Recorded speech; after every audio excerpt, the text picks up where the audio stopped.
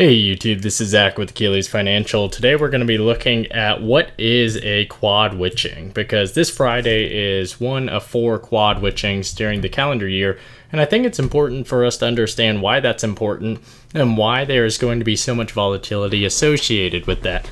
Oftentimes when we see quad witching, it gets a lot of volatility in the market. People are wondering what's going on, and we've actually seen incredibly low volume across the markets the past few weeks, despite the fact that we've seen some large movements in overall price. What I have here on the screen is actually the S&P 500 ETF Trust return, and this is essentially a ETF that tracks the movement of the S&P 500. And you can see today when they released the meeting minutes, or the FOMC meetings minutes from the Federal Reserve, there was a huge decline in price relative to the total value associated with the indices.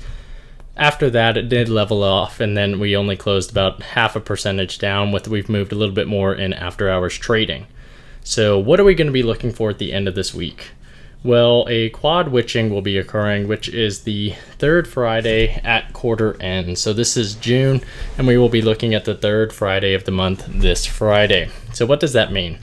Well, if we look at the option chain associated with this, you can see that we have weeklies next to certain stocks, and then we have much farther out options. So for SPY, we can actually go all the way out to December 15th, 2023.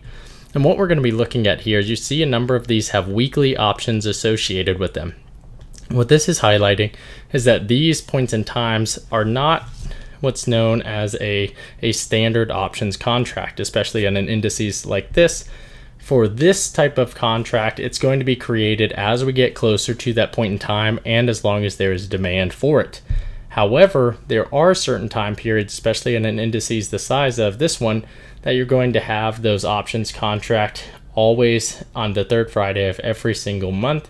And in particular, you're going to have what's known as a quad witching, where you have not just the stock or the index option that's going to be at that point in time, but rather you're also going to have individual stock options. You're going to have stock index futures, as well as you're going to have single stock index futures.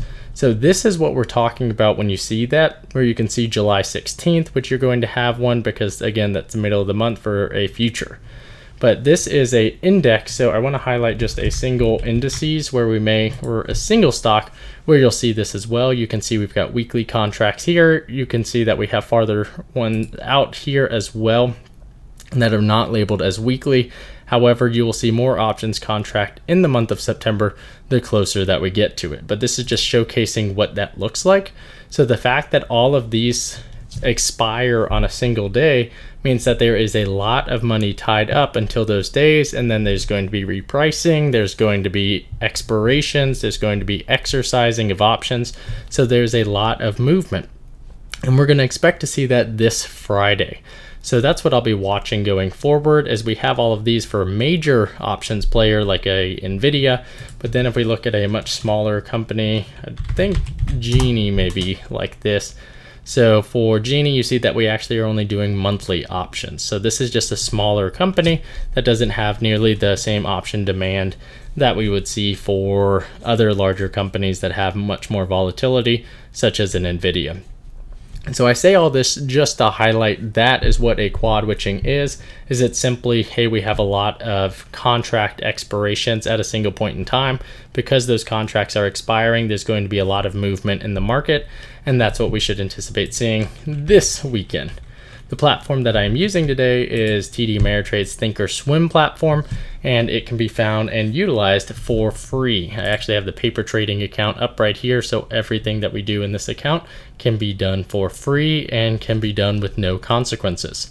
A few other things that I would highlight here is that we talk about trading every single day in the Discord, which is in the description down below.